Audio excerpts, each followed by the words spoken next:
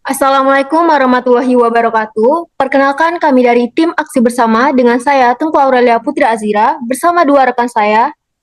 Perkenalkan nama saya Siti Ardelia. Perkenalkan, nama saya Nuri Pujanti. Pada kesempatan kali ini, kami akan memaparkan ide bisnis kami yang telah kami rancang sebagai bagian dari tugas kewirausahaan dan rencana bisnis. Apa itu Aksi Bersama? Aksi Bersama adalah sebuah platform yang menghubungkan mereka yang ingin berbagi kebutuhan pokok dengan orang-orang yang membutuhkan.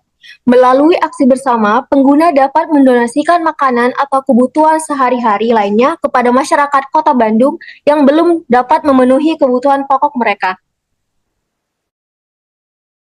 Seperti yang sudah saya jelaskan tadi, bahwa platform yang kami buat itu bernama Aksi Bersama, yang mana masuk ke dalam bidang usaha layanan bisnis, industri jasa sosial dan komunitas, serta mainnya adalah layanan sosial.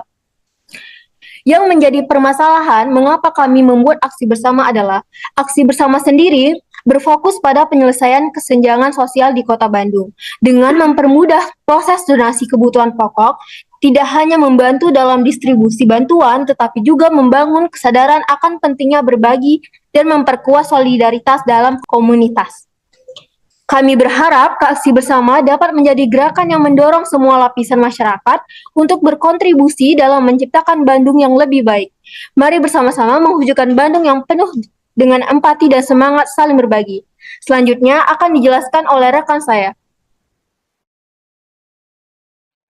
Selanjutnya di sini kami sudah menganalisis apa yang menjadi masalah dari permasalahan ini. Yang pertama, masalah aksi bersama mengatasi kesenjangan sosial di Kota Bandung dengan menghubungkan donatur dan penerima bantuan. Platform ini mempermudah distribusi donasi kebutuhan pokok secara efisien, meningkatkan kesadaran, dan memperkuat solidaritas komunitas.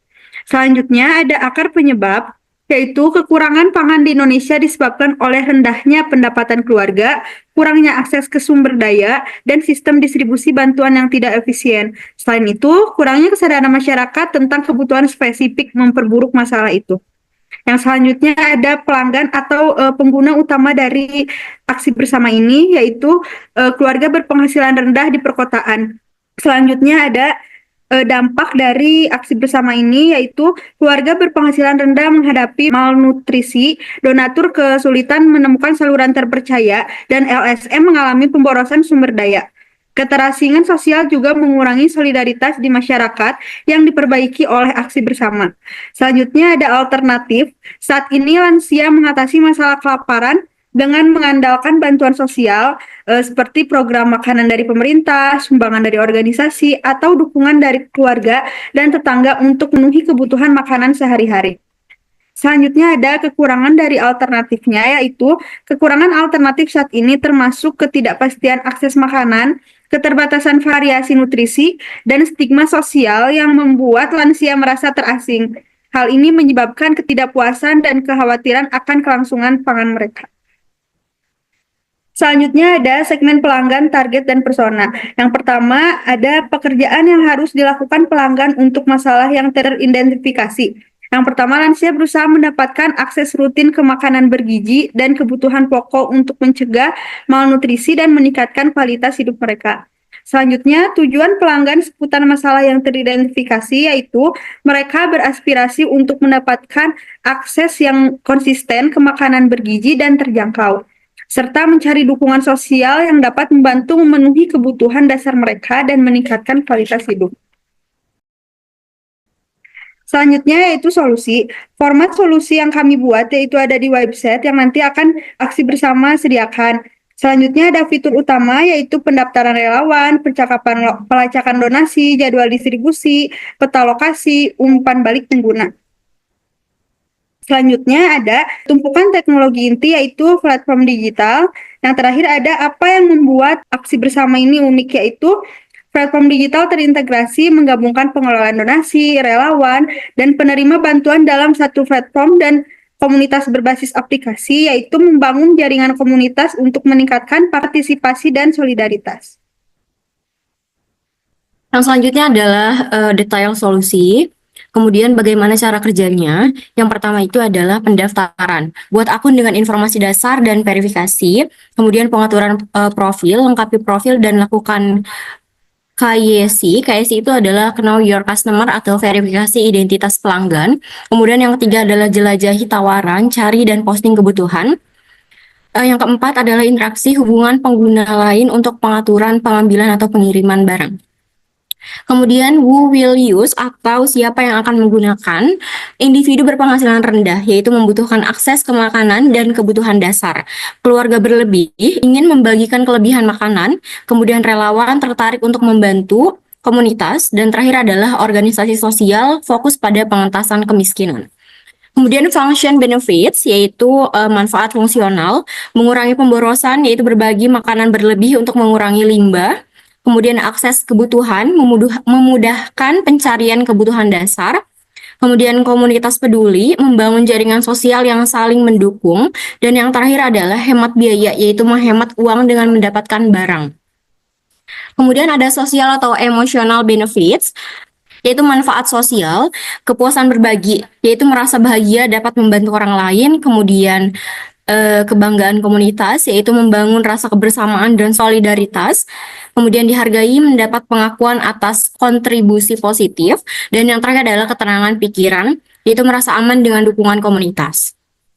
Kemudian who will pay, yaitu siapa yang akan membayar. Mitra bisnis, yaitu restoran yang ingin mempromosikan produk berlebih. Kemudian sponsor, perusahaan untuk program CSR. CSR itu adalah Corporate Social Responsibility, yaitu program yang dijalankan perusahaan untuk kontribusi kepada masyarakat atau lingkungan. Kemudian organisasi non-profit itu membayar untuk akses data. Yang terakhir adalah pengguna premium, yaitu individu mencari fitur tambahan. Next. Kemudian adalah industri dan market macro trends atau tren makro industri dan pasar. Yang pertama adalah sosial. Sosial di supporting trends with data atau mendukung tren dengan data. Meningkatnya partisipasi dalam berbagi menguntungkan platform. Kemudian teknologi, akses mudah ke platform, meningkatkan jangkauan dan keterlibatan pengguna. Untuk opposing trends teknologi, masalah aksesibilitas bagi kelompok yang kurang terlayani dapat menjadi tantangan. Oh iya, opposing trends itu adalah melawan tren. Kemudian yang terakhir adalah ekonomi. Ekonomi untuk supportingnya adalah pertumbuhan ekonomi dapat meningkatkan daya beli dan partisipasi dalam program berbagi. Untuk opposing resesi atau ketidakpastian ekonomi dapat mengurangi sumbangan dan dukungan untuk inisiatif sosial. Kemudian untuk sumbernya itu dari laporan industri, studi pasar, dan data pemerintah terkait sosial dan ekonomi. Next. Yang selanjutnya adalah industri, lanjutan yang tadi ya. Indikator utamanya yang pertama adalah industri growth rate, yaitu tingkat pertumbuhan industri. CAGR itu adalah compound annual growth rate atau menunjukkan laju pertumbuhan industri selama periode tertentu, sekitar 10-12% hingga 2030.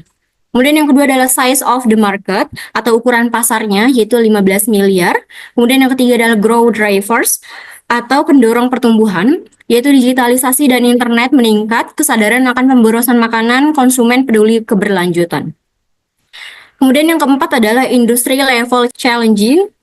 Industry level challenging itu adalah tantangan di tingkat industri, yaitu pendanaan yang terbatas, teknologi yang cepat berkembang, keterlibatan masyarakat.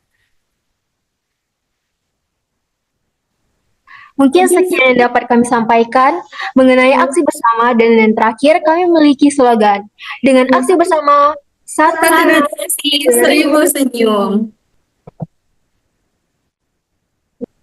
Sekian yang dapat kami sampaikan. Mohon maaf apabila ada kesalahan kata. Wabillahi taufiq walhidayah. Wassalamualaikum warahmatullahi wabarakatuh.